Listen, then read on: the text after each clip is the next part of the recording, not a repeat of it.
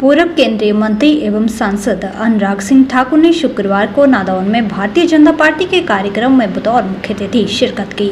कार्यक्रम में पहुंचने पर भाजपा और युवा मोर्चा कार्यकर्ताओं ने अनुराग सिंह ठाकुर का भव्य स्वागत किया। कार्यक्रम में पहुंचने से पहले वीर बाल दिवस के मौके पर अनुराग सिंह ठाकुर ने नादौन में गुरुद्वारे में शीश नवाया। मीडिया से बातचीत के दौरान अनुराग सिंह ठाकुर ने कांग्रेस पर जमकर निशाना साधते हुए कहा कि यूपीए सरकार के समय देश की अर्थव्यवस्था पूरी तरह से लड़खड़ा चुकी थी और उस समय दुनिया की 5 लड़खड़ाती अर्थव्यवस्था में भारत की अर्थव्यवस्था शामिल थी। हिमाचल प्रदेश में रेजिडेंट डॉक्टर की बर्खास्तगी के मौके पर प्रधानमंत्री को भेजी शिकायत पर अनुराग सिंह ठाकुर ने कहा कि मामले की निष्पक्ष होकर जांच होनी चाहिए तथा जांच के बाद ही उचित कार्रवाई की जानी चाहिए। उन्होंने कहा कि एक छोटे से वीडियो से सही और गलत का अंदाजा नहीं लगाया जा सकता है। वीरबाल शहीदी दिवस के मौके पर अनुराग सिंह ठाकुर ने कहा कि सिख गुरु और सिख समुदाय का मान पूरी दुनिया में बढ़ाया है। उन्होंने कहा कि मोदी सरकार ने करतारपुर कॉरिडोर बनाया, हिमकुंड में रोपवे का काम चल रहा है, दुनिया बाल वीर दिवस मना रही है। साथ ही अफगानिस्तान में तालिबान राज के दौरान सिखों के ग्रंथों को भारत में पहुंचाने का कार्य भी किया है। शहादत ने वर्षों वर्षों तक, सदियों सदियों तक देश के युवाओं को और बालकों को प्रेरणा दी है। सर्वोच्च बलिदान के लिए आयु की कोई सीमा नहीं और गुरु गोविंद सिंह जी के साहबजादों ने तो मुगल सल्तनत के खिलाफ, धर्मांतरण के खिलाफ, धर्म परिवर्तन के खिलाफ उस बाल अवस्था में भी वो निर्णय किया जो शायद बहुत कम लोग साहस कर पाते।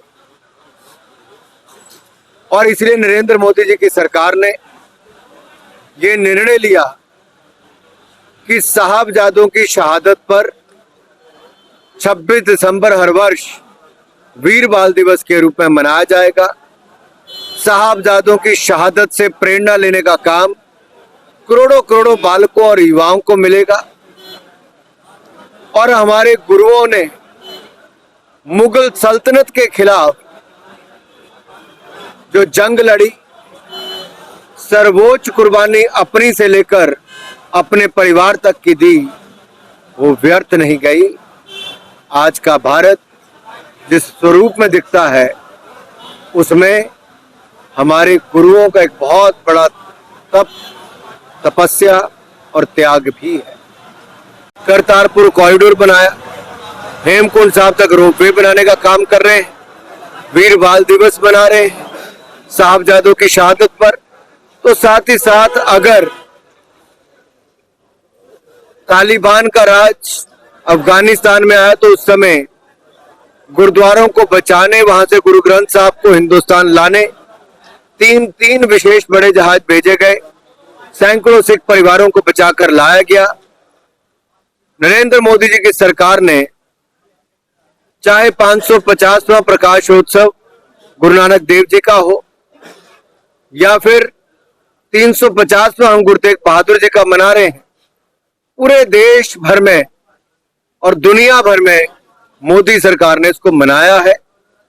और इतिहास देश के सामने सही स्वरूप में रखा भी, और गुरुओं के तपस्या और त्याग और साहबजादों की बलिदान को लेकर आज हम देश भर में कार्यक्रम कर रहे हैं। दुनिया भर के अखबारों ने लिखा, fragile 5 economies of the world, दुनिया की 5 लड़खड़ाती चरमराती अर्थव्यवस्थाओं में से एक यूपीए के 10 सालों में भारत बनकर रह गया था।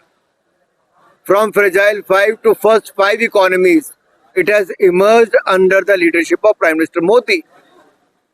लड़खड़ाती चरमराती अर्थव्यवस्था मनमोहन सिंह जी, सोनिया गांधी के कार्यकाल में थी और दुनिया की पहली 5 अर्थव्यवस्थाओं में आज चौथे नंबर की अर्थव्यवस्था भारत को बनाने का कार्य मोदी सरकार ने किया है। बड़ी अर्थव्यवस्थाओं में सबसे तेजी से बढ़ने वाली अर्थव्यवस्था पिछली तिमाही में 8.2% की दर से ये भारत हमारा बढ़ा है, ये भी मोदी सरकार में बढ़ा। शायद कांग्रेस में अध्ययन करने का या सच बोलने का काम बंद हो गया और केवल देश की संवैधानिक संस्थाओं की आलोचना करना, विदेश में जाकर भारत को कोसना, भारत की संवैधानिक संस्थाओं को बदनाम करना और जिस जनता ने राहुल गांधी जी और कांग्रेस पार्टी को हराया उस जनता को नीचा दिखाने का काम और देश को नीचा दिखाने का काम ये कांग्रेस और कांग्रेस के नेता कर रहे हैं। मैं इतना ही कहूंगा, जो घटना घटी है, जो आईजीएमसी में हुआ, उसकी एक निष्पक्ष जांच होनी चाहिए और उसके बाद ही कार्रवाई होनी चाहिए। किसने गलती की, किसने नहीं की, एक छोटी वीडियो बाइट से पता नहीं चलता है। किस कारण किसी को हाथ उठाना पड़ा या झगड़ा बढ़ा, निश्चित तौर पे उसकी गहराई में जाना चाहिए और गंभीरता को देखते हुए जांच जल्द बिठानी चाहिए।